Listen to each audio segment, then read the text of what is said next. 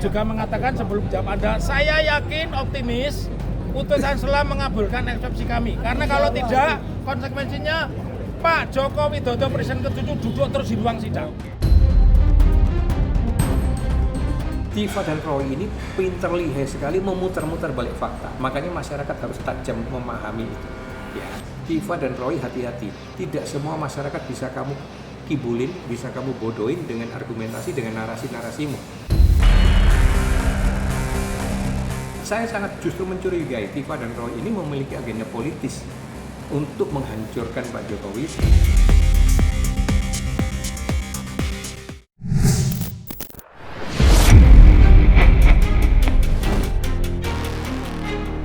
Pengadilan Negeri Jakarta Timur kembali memanas usai Jaksa Penuntut Umum meminta Majelis Hakim menolak eksepsi yang dibacakan Dr. Tifa pada sidang lanjutan dugaan fitnah dan pencemaran nama baik terkait tudingan ijazah palsu Joko Widodo.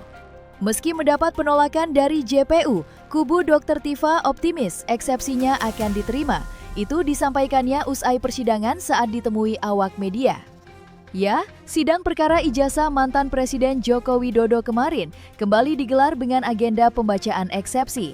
Keputusan hakim mengenai eksepsi yang dibacakan Dr. Tifa tidak hanya penting, tetapi juga krusial. Lantas, seperti apa tanggapan Dr. Tifa dan kuasa hukumnya mengenai penolakan Jaksa Penuntut Umum? Untuk menyatakan bahwa Pengadilan Negeri Jakarta Timur berwenang mutlak secara relatif dan surat dakwaan penuntut umum adalah sah demi hukum untuk dilanjutkan ke tahap pembuktian materi perkara. Saya juga mengatakan sebelum jawab Anda, saya yakin optimis putusan selah mengabulkan eksepsi kami. Karena kalau tidak, konsekuensinya Pak Joko Widodo Presiden ke-7 duduk terus di ruang sidang. Kalau kita lihat, saya punya keyakinan kalau itu akan ditolak keseluruhan. Kita akan langsung masuk di pembuktian, salinan barang bukti. Punya kan, bukan barang bukti, daftar gitu. Mereka mana ke barang bukti, kita punya barang bukti, dia nggak punya barang bukti. Kita kasih barang bukti ke mereka. Lah, sama aja kita menyerahkan pistol ke kejidat kita gitu. Dalam tanggapan terhadap kami, dia itu mencampur adukan dengan pasal-pasal terkait dengan fitnah. Ini lain yang gatal, lain digaruk. Kalau pasal fitnah bukan di situ, dakwaan pertama dan dakwaan kedua. Kalau ITE nggak ada urusan dengan fitnah. Karena tidak ada urusan dengan fitnah, maka urusan kita dengan pemilik dokumen. Inilah yang kami dalilkan dari sejak awal. Siapa pemilik dokumen? Dian Sandi, gitu loh. Nah, Dian Sandi itu nggak pernah ngelapor, nggak pernah keberatan. Yang keempat, kalau jaksa akan menggunakan kegiatan perkataan saudara Tifa dalam acara dengan Aiman Wicaksono sebagai delik perbuatan mengubah, menciptakan dan sebagainya, maka yang terjadi haruslah pertama kali dahulu adalah Jokowi mengatakan apa yang dimiliki oleh Dian Sandi itu benar adalah ijazah saya dan saya keberatan dengan perbuatan saudara Tifa. Ini tidak pernah ada pengakuan oleh saudara Jokowi bahwa yang ditunjukkan oleh saudara Dian Sandi itu adalah miliknya. Benar seperti itulah dokumen saya, ijazah saya, nggak pernah ada itu. Sidang dugaan fitnah dan pencemaran nama baik yang menyeret Dr. Tifa duduk di kursi pesakitan tidak hanya panas di ruang sidang, suhu panas juga terasa hingga di luar persidangan. Kali ini pemantik datang dari advokat senior, Petrus Loyani, yang dengan keras mengkritik Dr. Tifa terkait kasus yang menjeratnya. Petrus Loyani tanpa basa-basi menuding Dr. Tifa pandai memutarbalikan logika mengenai polemik ijazah Jokowi, hingga publik terbawa ke narasi panjang yang disuguhkannya. Petrus Loyani memulai kritiknya dengan menuding Dr. Tifa bersembunyi di balik tameng kebebasan dan jubah demokrasi. Namun yang dilupakan dari Dr. Tifa dalam kebebasan dan negara demokrasi, ada azas hukum yang harus ditaati.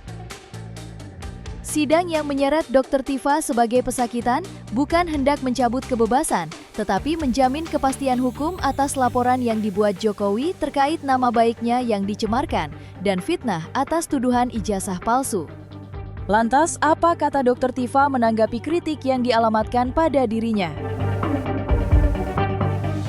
Yang paling penting tadi sudah disampaikan pada perkara ini ya, pada sidang hari ini yang paling penting sebetulnya adalah sesi yang terakhir ya teman-teman ya, masyarakat Indonesia.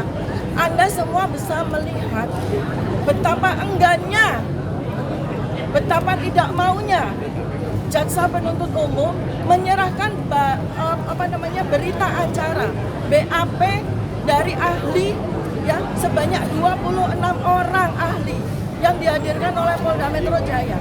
Padahal 26 ahli itu resumenya ada, tetapi di BAP mereka tidak ada. Ini sudah sidang ketiga.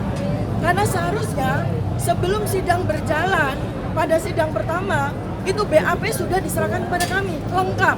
Selengkap BAP yang diterima oleh hakim. Tapi kami sudah meminta 3 kali, melalui surat sudah kami minta, melalui sidang juga kami minta, sampai sidang yang ketiga ini, BAP yang kami terima itu belum lengkap juga, dan itu jantungnya. Itu yang paling penting.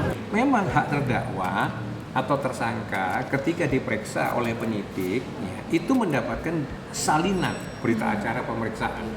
Ya. Nah, tentang bukti-bukti yang sudah dikolek oleh penyidik itu memang diserahkan kepada jaksa penuntut umum sebagai bahan dakwaan. Nah, tugasnya dari tersangka atau terdakwa ini melawan dakwaan itu. Dia nggak usah bergantung daripada alat bukti. Karena alat bukti itu yang menemukan penyidik, yang mendapatkan penyidik, gitu. Yang dia harus fokus sekarang melawan dakwaan itu dengan bukti yang sebaliknya. Apapun bukti yang dimiliki oleh penyidik dan kemudian sekarang di tangan jaksa penuntut umum itu tidak akan efektif kalau dia punya bukti sebaliknya. Ya, kalau dia bisa berhasil membuktikan dakwaan itu adalah nggak benar. Dan dia nggak usah bergantung dari alat bukti yang dimiliki oleh penyidik. Dia sendiri membuktikan sebaliknya. Saya nggak pernah menjelekan Pak Jokowi kok. Tidak ada jejak digitalnya di situ. Saya nggak pernah menyerang Jokowi. Saya nggak pernah selalu melakukan perbuatan itu. Itu buktikan. Kalau dia bisa mematahkan itu, selesai. Dakwaan itu selesai. Tapi saya nggak yakin. Sebab itu jaksa sudah mengungkapkan, menyusun dakwaannya, menguraikan dakwaannya yang saya dengar itu dengan cara yang sangat sistematis, kronologis, dengan jelas dan cermat gitu. Ya, jadi agak sulit kalau buat saya dia lepas dari jerat itu. Sekali lagi, jangan Tifa memutarbalikkan logika. Ya, logikanya itu adalah serangannya Tifa. Tifa dan Roy ini pinter lihai sekali memutar-mutar balik fakta. Makanya masyarakat harus tajam memahami itu. Ya, Tifa dan Roy hati-hati. Tidak semua masyarakat bisa kamu kibulin, bisa kamu bodohin dengan argumentasi, dengan narasi-narasimu. Saya sebagai salah satu anggota masyarakat yang tetap mau mengkritisin kalian. Ketika kalian berargumentasi dengan cara yang bertanggung jawab, yang didukung oleh bukti yang benar dan sesuai dengan hukum, ya, yang meyakinkan, saya akan dukung.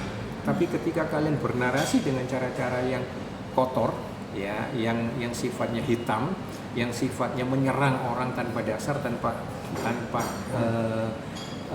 data yang bertanggung jawab, itu kalian telah melakukan kejahatan. Pokok perkara ini adalah perihal kajian yang dilakukan oleh Dr. Tifa terhadap dokumen digital yang dimuat oleh Dian Sandi, ya. Kemudian dikaji oleh Dr. Tifa, dan tidak pernah ada sanggahan dari pihak Jokowi maupun para pendukungnya yang menyatakan bahwa dokumen itu palsu atau asli. Masuk Dian Sandi. Termasuk Dian sendiri juga tidak pernah membantah.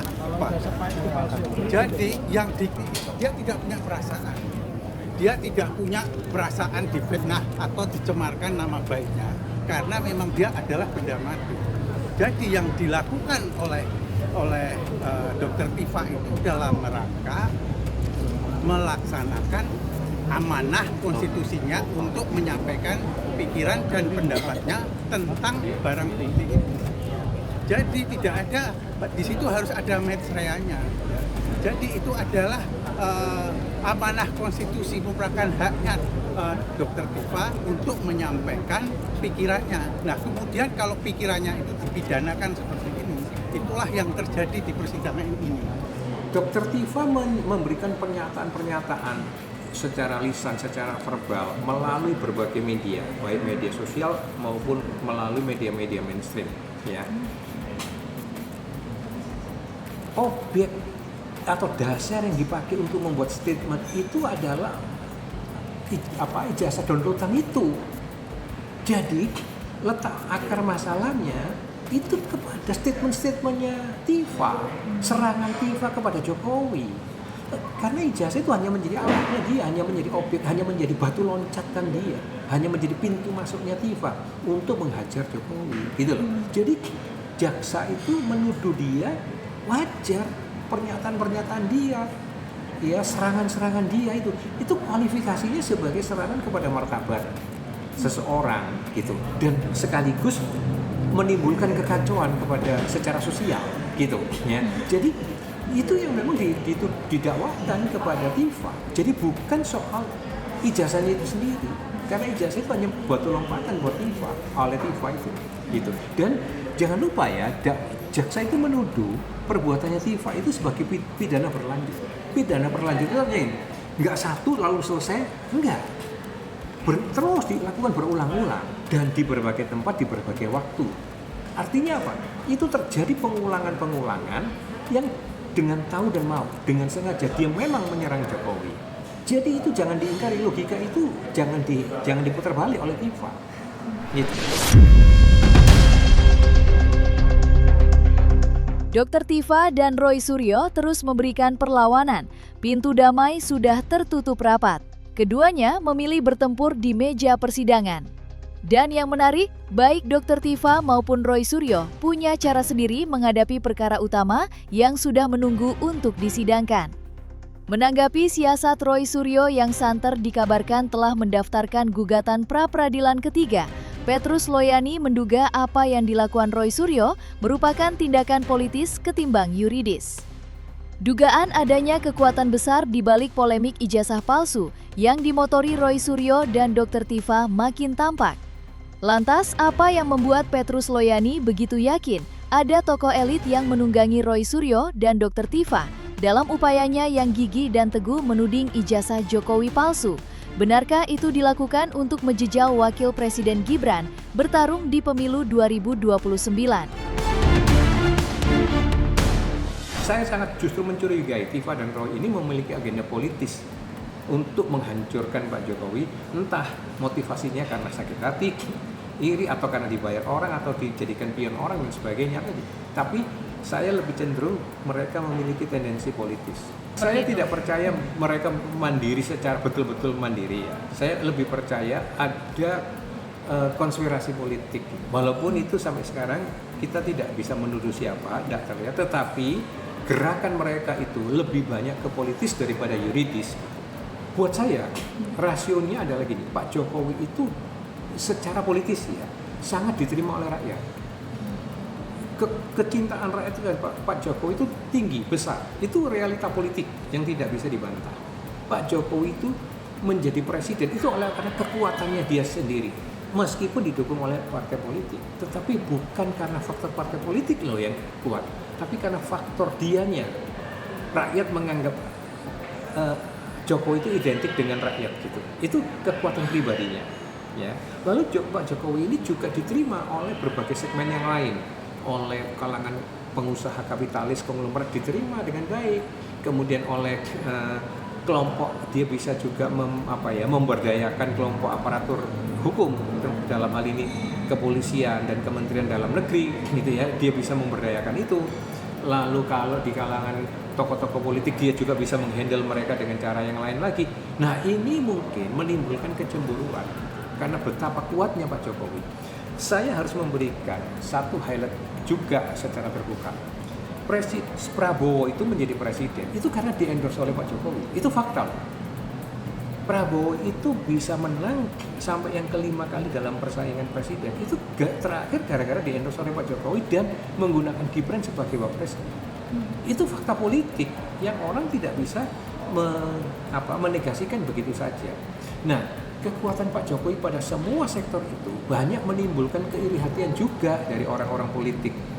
Nah, maka bagaimana sekarang mendegradasi Pak Jokowi, menghancurkan karakternya, ya membunuh karakternya, menghancurkan nama baiknya dan sebagainya, itu kan mau dilakukan oleh orang-orang politik agar jangan sampai Pak Jokowi, keluarganya, ini terus eksis di dunia politik.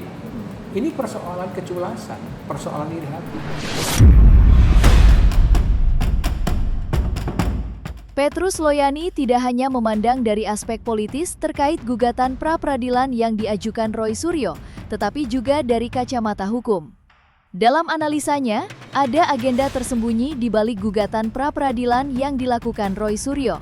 Agenda terselubung itu terbaca dari tuntutan yang diajukan Roy Suryo, mulai dari gugatan pertama dan gugatan kedua yang kini sedang berjalan. Lantas, apa yang sebenarnya diagendakan Roy Suryo dengan gugatan pra-peradilan hingga berjilid ini?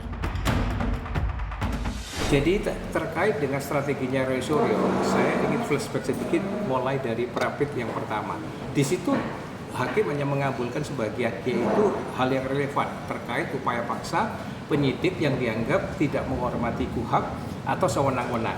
Itu saya setuju, itu fair dan adil. Tetapi jangan lupa, di pra-pid yang pertama, itu sudah tersembunyi agenda Roy Suryo yang lician. Karena dia di pra-pid yang pertama juga petitumnya itu mengharapkan berkas penyidikannya dibatalkan atau digugurkan. Nah, kalau sampai andai kata strategi atau tujuan itu berhasil, kan berarti dia mau menghilangkan status dia sebagai tersangka. Ya, itu yang konyol, bahkan sebagai terdakwa. Itu konyol ya. Itu agenda licik buat saya. Di pra-pid yang kedua, ada dua hal fatal. Dia memprapitkan delik yang disangkakan ke dia. Itu di luar ruang lingkupnya pra-pid gitu.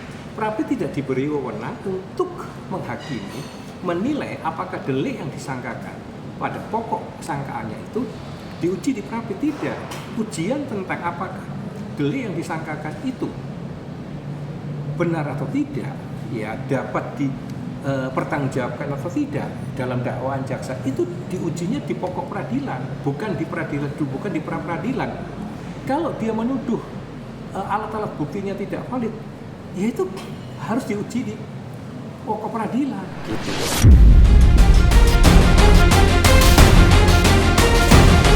Nah, selesai sudah Cumi Lovers. Saksikan terus Cumi Camp Indep, kabar lengkap, mendalam, dan akurat dari narasumber terpercaya. Dan jangan lupa untuk like, subscribe, dan juga share channel YouTube Cumi Cumi.